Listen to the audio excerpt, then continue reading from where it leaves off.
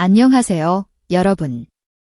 한때 트롯 시장은 경험이 쌓이면 감정이 깊어진다는 공식으로 움직였습니다.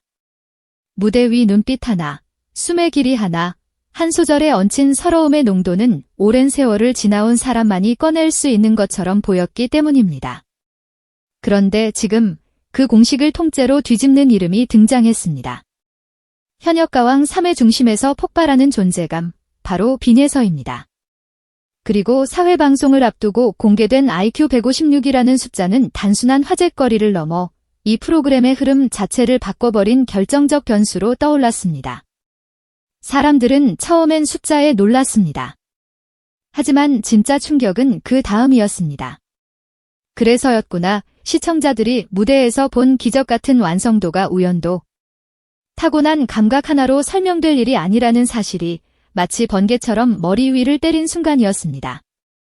빈예서의 무대는 늘 이상했습니다. 이상하다는 건 부족하다는 뜻이 아닙니다. 오히려 반대입니다. 너무 완성되어 있어서 어린 가수가 이렇게까지 계산하고 조절할 수 있나 라는 의문이 생길 정도였습니다.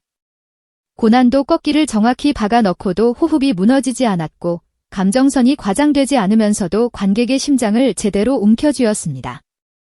어떤 순간에는 슬픔을 흉내내는 게 아니라 슬픔의 구조를 해부해놓고 그 위에 다시 숨을 불어넣는 것처럼 보였습니다. 이게 가능하려면 단순히 목소리가 좋아서는 안 됩니다. 노래의 뼈대, 리듬의 숨결, 가사의 의미 층위, 감정의 흐름, 무대 동선까지 한꺼번에 머릿속에서 굴러가야 합니다. 그런데 빈예서는 그것을 아무렇지 않게 해냈습니다. 마치 무대 위에서만큼은 이미 완성된 아티스트처럼 자신의 몸을 악기처럼 쓰면서도 동시에 연출가처럼 전체를 통제해버렸습니다. 그러다 이번 IQ 공개가 터졌습니다. IQ 156, 대중이 흔히 떠올리는 천재라는 단어가 자동으로 따라붙는 숫자입니다. 하지만 중요한 건 단순히 높다는 사실이 아닙니다. 검사 체계와 해석 기준을 알고 보면 이 숫자는 오히려 더 무섭습니다. 특히 한국 멘사에서 활용되는 기준처럼 표준 편차가 다른 방식에서는 같은 인지 능력이라도 점수가 다르게 보일 수 있습니다. 그래서 숫자만 보고 과장 아니냐는 시선도 나오지만 환산해서 보더라도 결론은 바뀌지 않습니다. 결국 핵심은 이겁니다. 빈예서가 속한 영역은 상위권이 아니라 사람의 뇌가 가진 처리 속도와 구조 이해 능력이 비정상적으로 빠른 집단이라는 것. 즉, 무대에서 우리가 목격한 초현실적인 완성도는 단순한 재능이 아니라 두뇌 메커니즘이 만들어낸 결과라는 해석이 가능해집니다. 여기서부터 분위기가 바뀝니다. 빈예서를 더 이상 신동시라고만 부를 수 없게 됩니다. 신동이라는 말에는 묘한 한계가 있습니다. 귀엽고 대단하지만 어디까지나 가능성과 미래에 붙는 단어입니다. 그런데 빈예서는 가능성을 넘어 이미 실전에서 결과로 증명해버렸습니다. 그리고 IQ 156이라는 정보가 더해지는 순간 그의 무대는 감각의 폭발이 아니라 전략의 설계로 다시 보이기 시작합니다.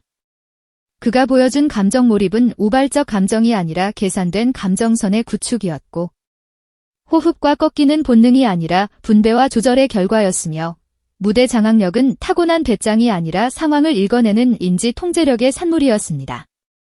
즉, 빈예서는 감성형 천재가 아니라 감성을 전략으로 만드는 전략형 천재였던 겁니다. 특히 레이븐 프로그레시브 매트릭스 같은 추상적 규칙 발견과 패턴 분석에 초점을 둔 검사에서 강점을 보였다는 점이 의미심장합니다. 이 능력은 음악과 너무도 깊게 연결되어 있습니다.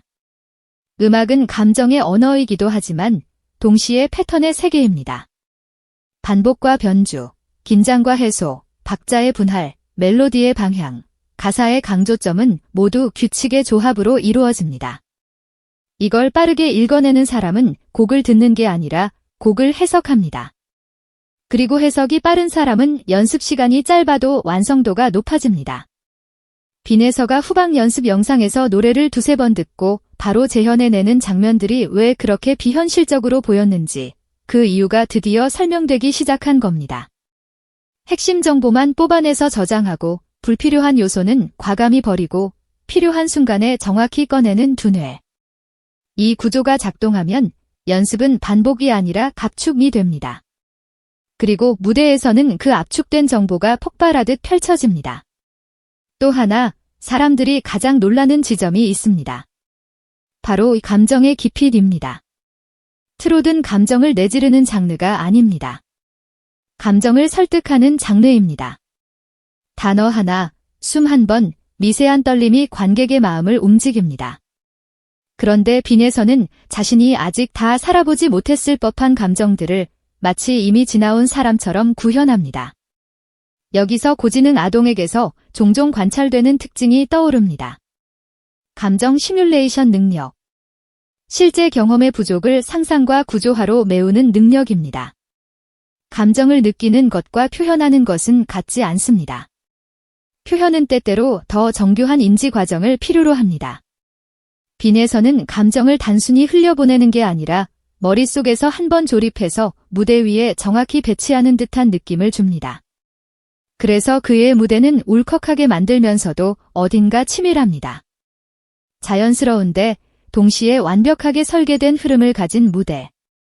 이게 바로 사람들의 심장을 두 번 치는 이유입니다.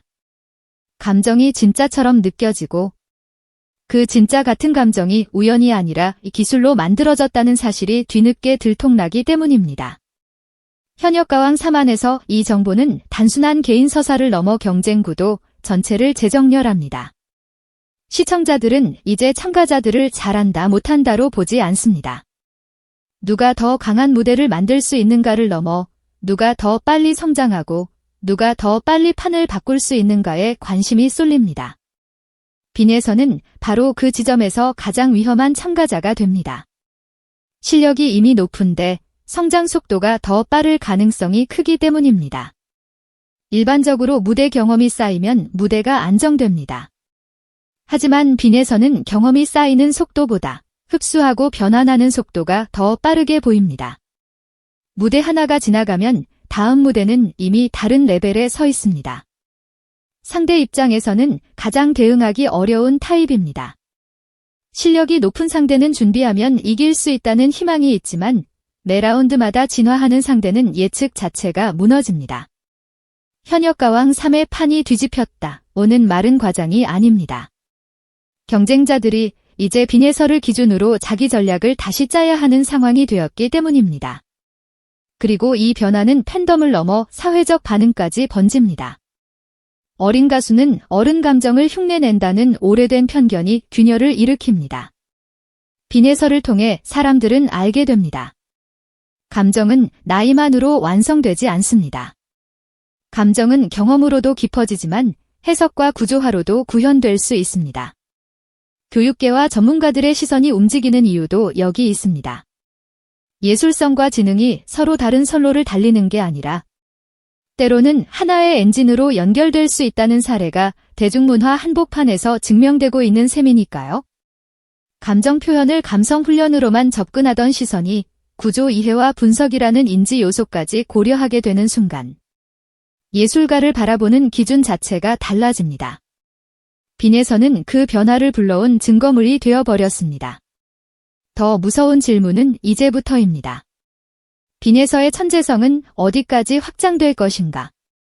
만약 지금의 능력이 단지 노래를 빠르게 배우는 수준에서 끝나지 않는다면 그는 곧 무대 위 가수의 역할을 넘어설지도 모릅니다.